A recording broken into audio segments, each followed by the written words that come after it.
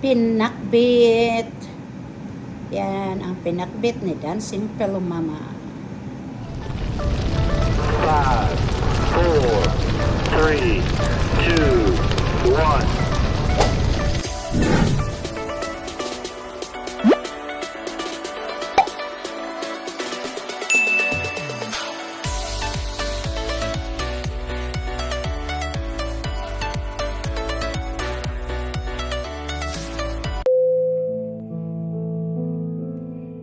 Akala ko'y hindi na magbabago. Mga panahon masaya sa piling mo.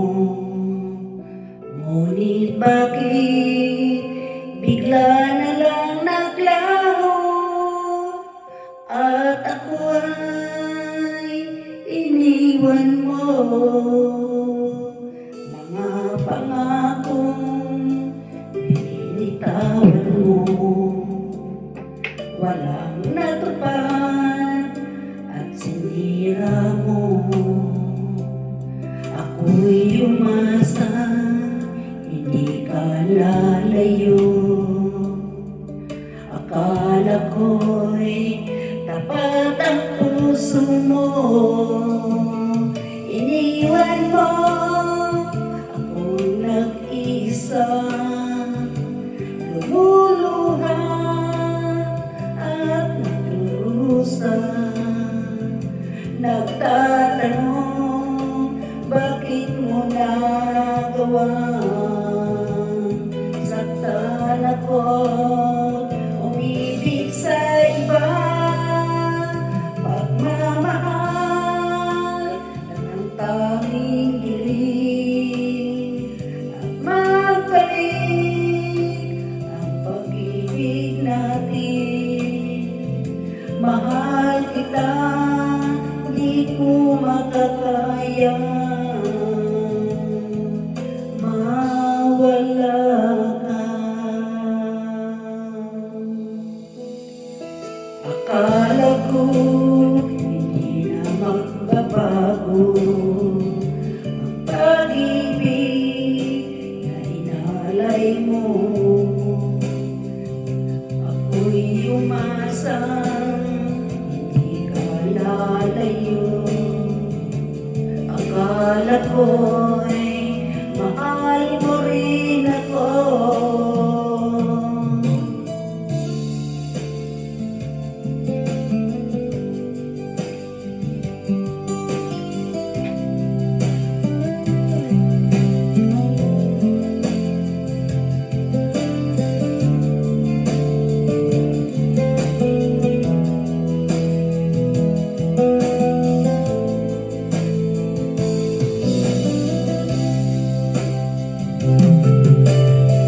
Iwan mo akong nag-isa, lumuluha at nagdurusa. Nagtatanong, bakit mo nagawa? Saktan ako, umibig sa iba. Pagmamahal ng tanging hiling, at magbalik ang pag-ibig natin. Mahal kita, di ko makakaya mawala ka.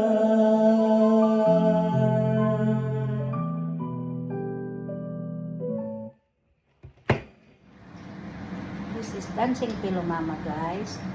Mukha akong unggoy. Magluluto po ng pinakbit. Guys, ay niluluto ko muna yung baboy bago ko igigisa yung lahat-lahat. So, ayan, inaano ko na yung baboy. Inigisa ko na. Tapos guys, yan ang pangpakbit ko. Yan. Early in the morning guys, ang ano ko, ang sipag-sipag ko. Nagluluto na ako ng pinakbit. So yan ay sitaw, talong, kalabasa, wala akong ampalaya. Tapos yan ang okra, guys. Yung okra nga nabili ko sa shop ay hindi na presko. Nag-aano na nga, oh, tingnan nyo guys, oh. So hindi na siya presko. Tapos yan, kamatis. At saka bawang, sibuyas. And of course, ay ang bagoong Barrio Fiesta. Yan. Yan guys. O, diba? So, yan ang araw ko ngayon. Aywan ko kung bakit napakasipag ko ngayon. Pero, yan ang gawa ko. So, tapos, yan. Hugas ka agad para wala akong gaano hugasan. Yan. Hindi ko na ilalagay sa dishwasher, guys, kasi kaunti lang naman. Ayan, oh.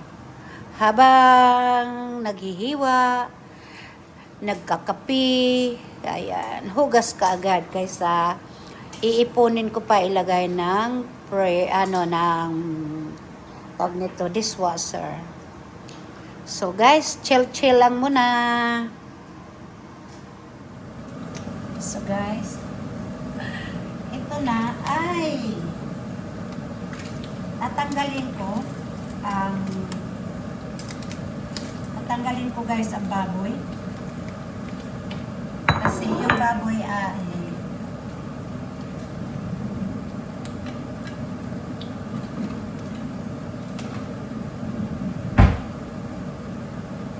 so guys, pag ako'y pag ako ang nagluluto ng pinakbit,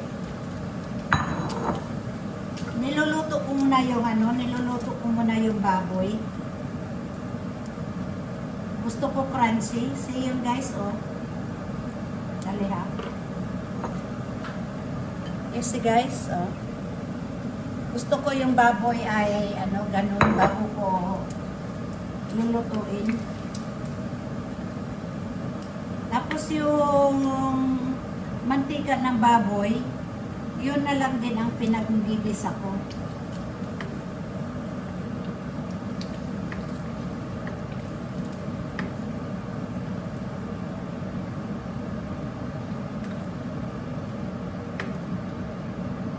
So, ganun ako magluto ng pinakbit, guys.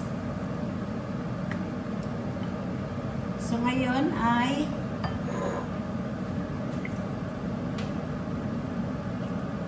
guys, ay igigisa ko na yung bawang.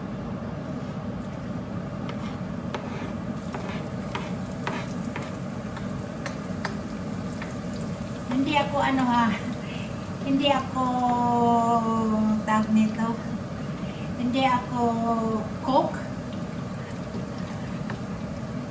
Ito lang how I cook my pinakbit. Pero hindi ako professional talaga. So yan guys, inaano ko na yung bawang sibuyas.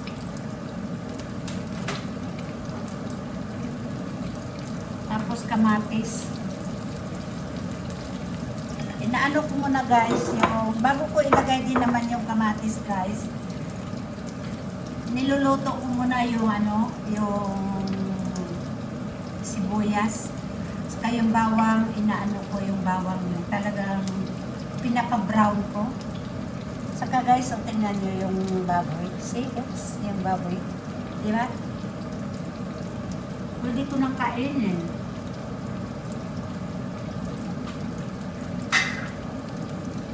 Tapos,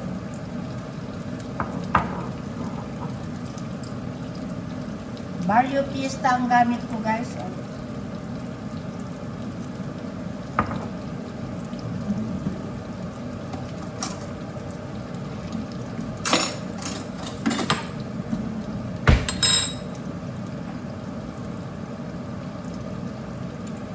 Ewan ko ba, napakasipag ko ngayong araw na to.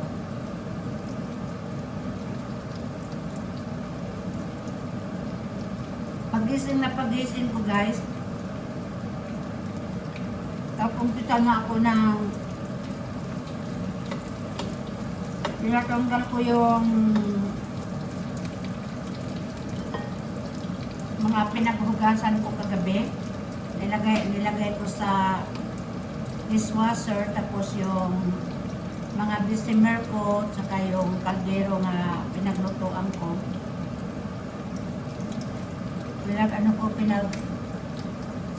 Pinagtatabi ko na. Tapos, naisip ko na mayroon pala akong binili nga pampakbet. Kahapon bumili kasi ako ng bagoong sitaw, okra, talong. Inisip ko na pag hindi ko na naman ngayon lulutuin ay mabubulok na naman. So, habang naalala ko, niluluto ko na. Nandiyan lang sa fridge, yung iba ipipreser ko para kuha lang ako ng kuhang kakainin. Kasi ako lang isa guys, ako lang isa kakain ng pinakbet. So, ito na guys, kamatis lalagay ko.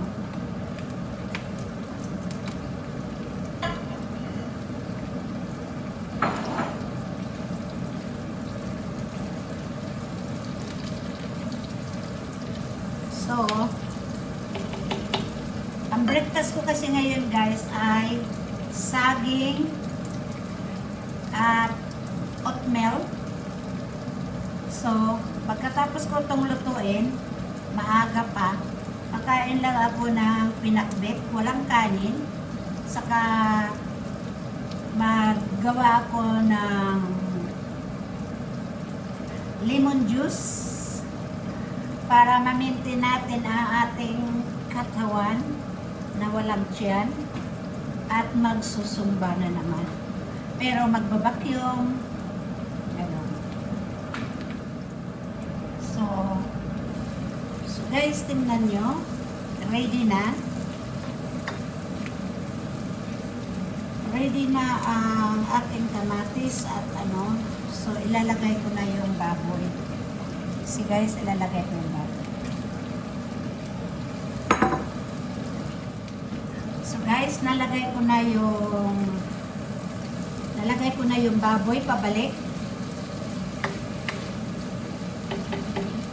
So ngayon ay ang bagoong Barrio Fiesta.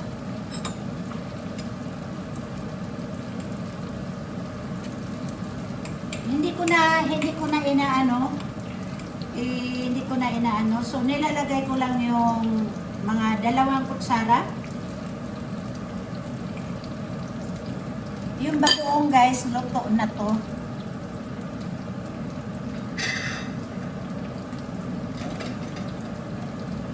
So luto na tong bagoong na to. See guys. Luto na yan. Ayaw ko yung bagoong na hindi pa luto. Maano yung maamoy.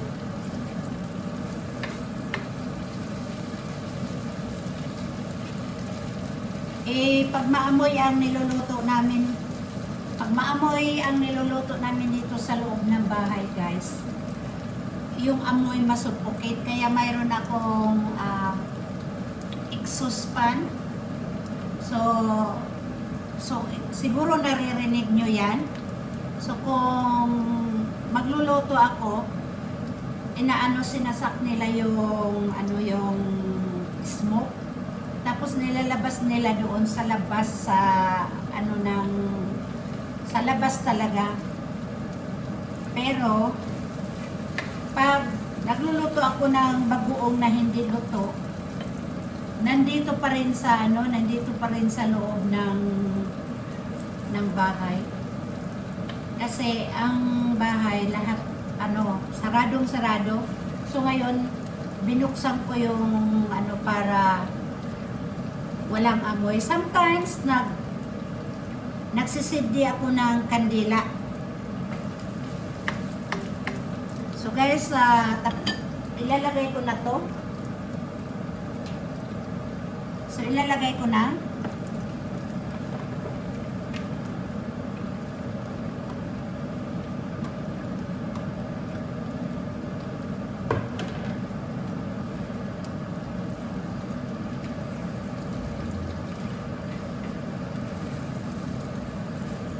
Ay, naku, sarap tong kain ko naman. Ako guys, pag pag pinakbit ang niluluto ko, minsan hindi na ako talaga kumakain ng kanin. Yung gulay na lang. Yung gulay na lang ang inaano ko. So ngayon, tatakpan ko para maluluto siya.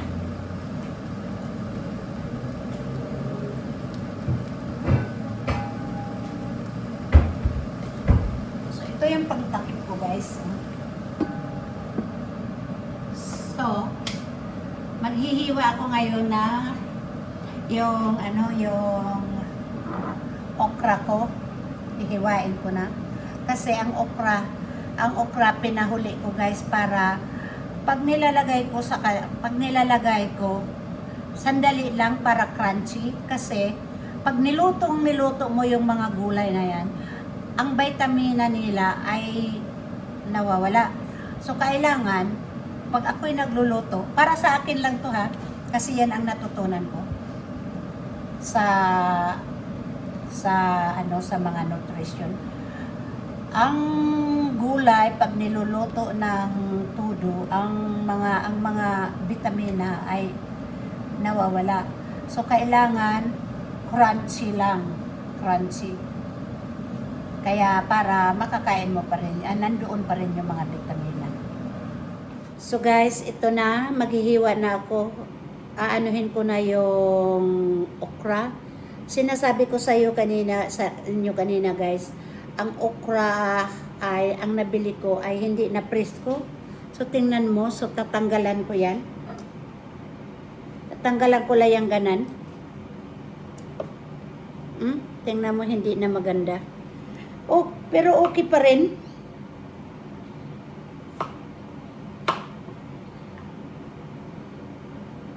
Igaganon ko na lang yan, guys.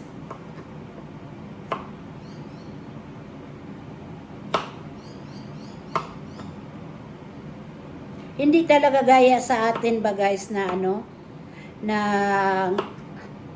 punta ka lang ng palengke. Punta ka lang ng palengke, tapos yung yung mga gulay, mga presko.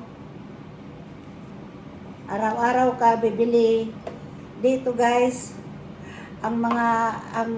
pagpunta, swerte mo lang pag punta mo doon na presko pa yung mga gulay nila. Eh wala akong choice kahapon. Feeling ko lang talagang kumain ng pinakbit, kaya bumili ako nito guys. Kaya lutuin ko or else, kasi guys, parati akong bumibili ng ganito, pero tinatapon lang din kasi hindi nga naluluto. Kaya ngayon, masipag ako ngayon, ang ganda ng pagkaano ko.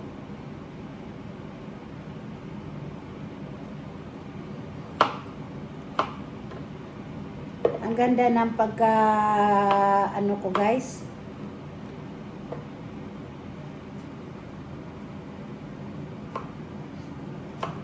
So guys. Ay nako. Tapos na rin yung niloto ko guys. Ipapakita ko na lang sa ang pangit ko talaga. So tapos na guys yung niloloto ko. Papakita ko na lang sa inyo guys ang finished product ng niloto. So guys, tingnan nyo yung finished product ng loto ko guys, oh. Diba? Oh, diba ang sarap niyan, oh. See? Ano lang siya guys, half cook lang. Kasi nakita nyo guys, oh. So, yan guys, ang finished product ng pinakbit ni Dancing Pillow Mama guys. Kain na! So guys, dahil Tapos na ako magluto ng pinakbit. So ngayon, titikman ko na. Kakain ako.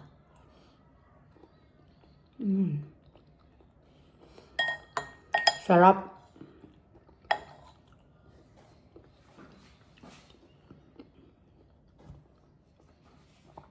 So guys, wala akong kanin.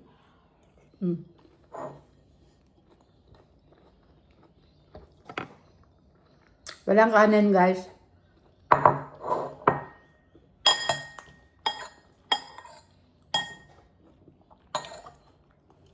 Walang kanin para hindi ako tataba. Kasi mahirap madaling magpataba, mahirap magpapayat. So, kailangan kong i-maintain ang aking health. Kasi hindi maganda ang mataba. Pag mataba ka, maraming complication. Pag payat na payat ka naman, hindi din maganda. Kaya dapat nasa tama ka lang. So guys, anyway, maraming salamat sa suporta ninyo sa akin channel. Thank you very much sa lahat ng Team True Love. Tintin, Jomars, G, and Timers, thank you so much. Palangga, thank you so much. At saka Team Ungas, Team Canada, at saka lahat ng bingoers. Sis Eliza, thank you so much. Sis Edna, thank you so much. Sana okay ka na. Thank you so much, guys. Sis Amy, mega love shout out sa aking mga kamag-anak sa Bohol at sa lahat ng taga Bohol, taga Pitugo. Shout out dyan sa inyong lahat. Bernadette, thank you so much. And sa lahat ng mga kamag-anak ko dyan, shout out. So guys, thank you talaga. So kung hindi pa kayo naka-subscribe sa aking channel, guys, please like, share, and subscribe para alam niyo naman ang susunod na kabanata ni Dancing Pillow Mama. Bye for now. I love you.